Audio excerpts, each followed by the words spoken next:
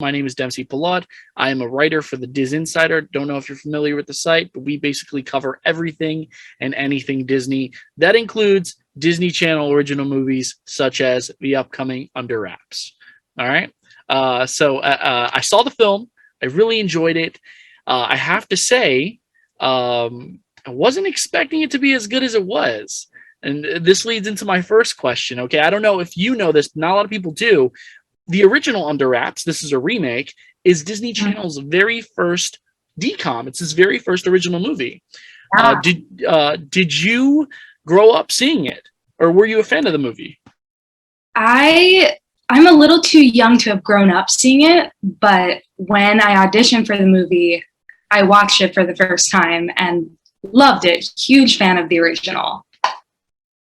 You make me feel old. I remember seeing it as a little kid. Oh no, this is bad. This is very bad. No. Slightly too young. Just missed it. Just missed the mark. Oh no. Well, I mean, all Disney Channel original movies are really great. Especially I love the ones in the very beginning, even after Under Wraps. Especially when they were coming into what they eventually came to be, as they were finding their voice and finding what kind of entertainment they wanted to have on the Disney Channel. I find them all to be fantastic. Me too. But yeah. So and as I mentioned before, this is a really good. Not just a film, but a good remake. I think it really does a good job at adapting the source material, making it modern. There's a lot of social media and technology at play here that I don't think was ready at the time of the original. Once again, not to date myself. But my next question, enough about me. How did you become involved in this project? Yeah, this was just a random audition for me. I was really excited when I got it because I'm a huge Disney Channel fan, especially DCOM specifically. But yeah, I didn't know anyone on the team before anything. This was just an audition, and I really connected with Buzzy, and it ended up working out. That's crazy. So what, you read the script, or someone pitched the idea to you and you were like, yeah, all right, maybe I'll throw my hat in the ring? Which was it? Yeah, no, my agent sent me a self-tape appointment because this was all during COVID. So I actually filmed it from my house. We had the callbacks from my house. It was all over Zoom, which was really interesting. And it just came through. I read the script. I absolutely loved it. And luckily they liked me too, and it worked out. One thing I really like about your character is that she feels like a kid, but she's not a kid. And at first, I'm like, we first meet your character, I'm like, oh, she's like his older sister, and that's definitely right. The kind of character that you are in spirit. But how was it working with a bunch of kids? Was it hard to keep up? Was it challenging? I mean, are you used to working with kids in this capacity? No, this was my first time working with kids in this capacity, and I was a little nervous, but it was incredible. If I could work with kids in this capacity for the rest of my life, I would. These kids specifically, our three main kids, they're incredible. Not only incredible actors, but just really down-to-earth, incredible kids. We all became genuine best friends. I came home and I'm like, I am friends with 12-year-olds and I love it.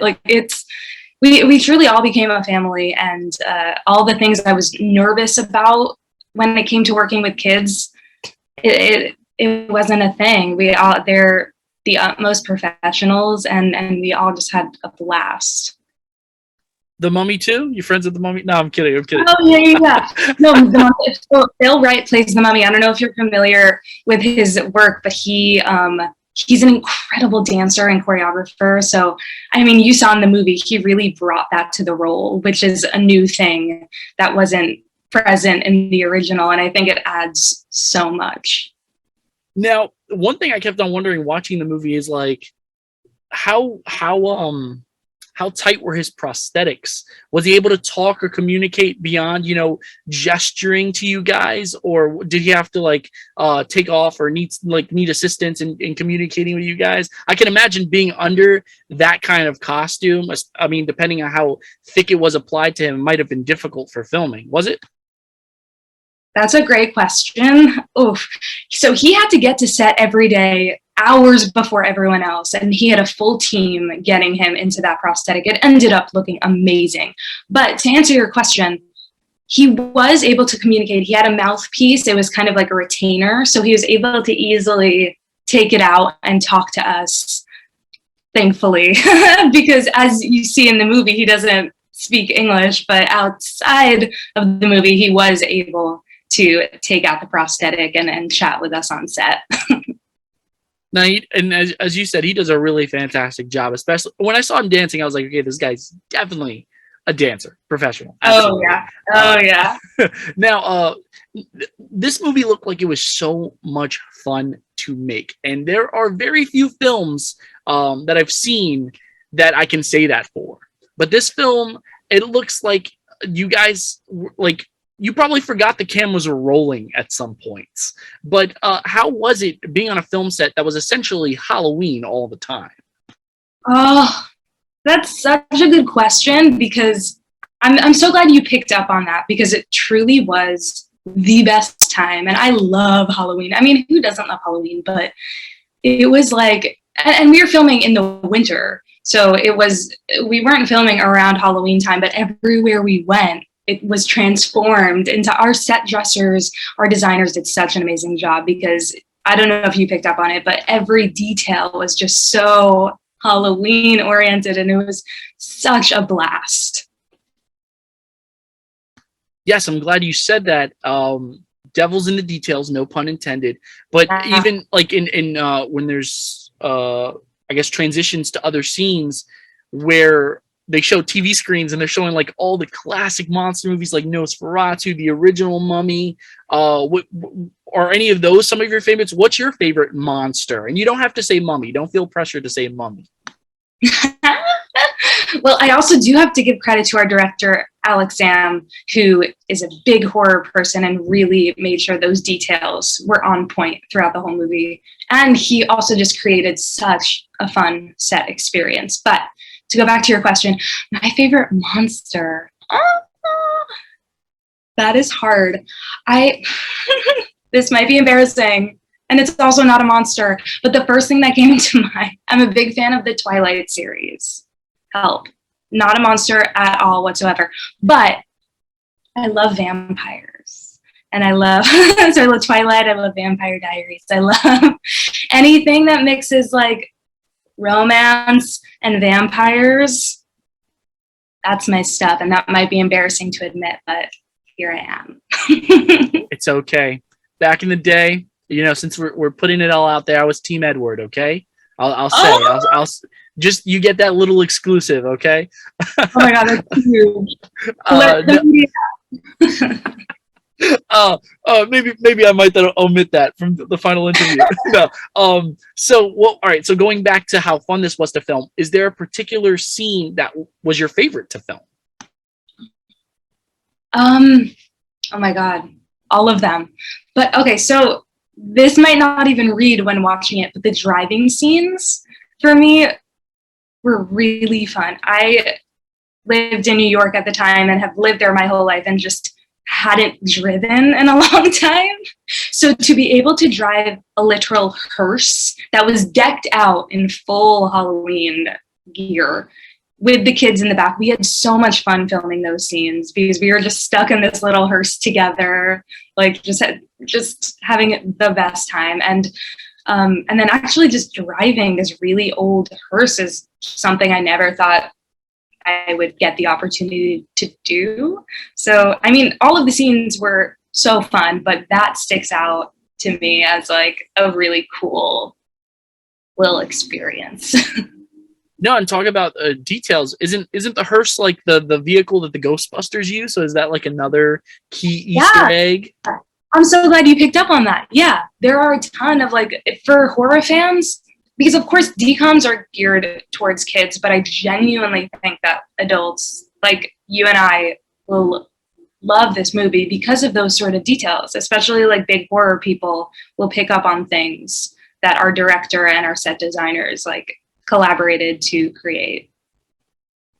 And so this leads into my next question. What do you hope anyone who watches this, kids or adults, take away from it? Is there a core theme or message that you hope really resonates with the audience? Yeah, I think everything that everyone loved about the 97 original is still there. Like, we have the heart of the film, the friendship, the comedy, like everything that generation fell in love with is still present in the remake, but we add even more heart, may I say. I think the fact that we were all so close on set really shines through. And I think at the core of this movie, it's about friendship. And I think that's something that everyone can relate to. Very well said, and I couldn't agree more. Now, this is actually my final question. Besides Under Wraps, what is your personal favorite Disney Channel original movie, or one that you hope to see rebooted next if they continue to reboot some of their old properties? That is such a hard question. So when I was growing up, it was very High School Musical, High School Musical 1, High School Musical 2, High School Musical 3. Like, that was my life. But Lizzie McGuire, which I know is in a DCOM, like really impacted me. I basically based my personality off of Lizzie McGuire. So the Lizzie McGuire movie, which actually was released in theaters, but I think, does that still count as a DCOM? I'm going to say it does. I'll give it to you because, they had Even Stevens as a movie, and that was a DCOM, and it's the same kind of idea. It was just released theatrically. Yes. And speaking of Even Stevens, that also made a huge impact. Christy Carlson Romano, those girls, Hilary Duff, Christy Carlson Romano, huge impact. So I would love to see either of those rebooted. Lizzie McGuire, Even Stevens. I think that would be incredible. I would die for that. I agree. Fantastic influences. And you know what? Once again, not to date myself, but I remember those shows. I do. Okay. They were integral of me growing up as well. All right. So I'm not too old. But Melanie, those are all the questions that I had to ask. Is there anything else that you want to add, or you think that people should know about the film? I think that if you're a purist of the original, do not be afraid to tune in. I do not think we will let you down. I think it's even better than the original. And I'm just excited for y'all to see it. Melanie, thank you so much. I not only wish you the best of luck with the film, but all of your other future endeavors. Thank you so much for taking the time out of your day to speak with the DisInsider. And have a great day. Thank you for having me.